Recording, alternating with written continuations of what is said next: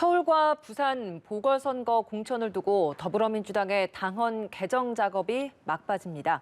조금 전부터는 중앙위원회 투표가 시작됐는데요. 국회 취재기자 연결해서 관련 내용 자세히 알아보겠습니다.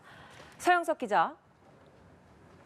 네, 조금 전인 9시부터 더불어민주당 중앙위원회가 당헌 개정을 위한 투표에 들어갔습니다. 당 소속 공직자가 중대한 잘못으로 직위를 상실해 재보궐선거가 하게 된 경우 해당 선거구에 후보를 추천 안 한다고 돼 있는 당원에 전당원 투표를 통해 달리 정할 수 있다는 단서 조항을 신설하는 겁니다. 지난 주말 진행된 전당원 투표에서 86.6%가 찬성한 해당 안건은 어제 당무위를 통과했습니다. 오늘 중앙위원회 관문만 넘기면 당헌 개정은 마무리됩니다. 투표 결과는 오늘 오후 3시가 조금 지나서 나올 예정입니다. 투표에 앞서 이낙연 대표는 서울과 부산시장 공천과 관련해 여러 논의와 비판이 있다는 걸 알고 있다고 밝혔는데요.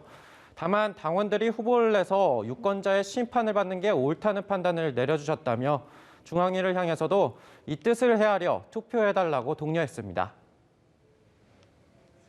네, 이에 대한 야당의 시선은 곱지 않습니다. 국민의힘은 오늘도 이번 사안에 대한 비판을 이어갔다고요?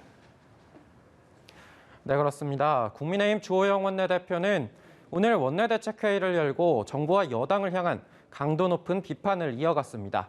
주 원내대표는 약속을 했다가 사정이 달리 생기면 바꾸고 전당원 투표를 하면 되니까 민주당과 대통령은 참 편하고 좋은 것 같다고 꼬집었습니다.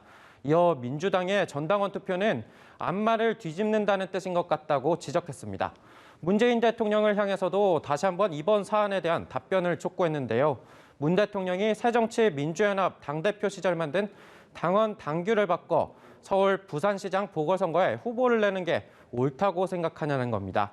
이어 유리한 말만 하지 말고 불리하거나 곤란한 질문에도 답을 하는 것이 국민에 대한 도리라고 강조했습니다. 네, 정부와 여당 사이에서 재산세 감면 논의도 계속되고 있었는데 공시지가 6억 원 기준으로 가닥이 잡혔다고요?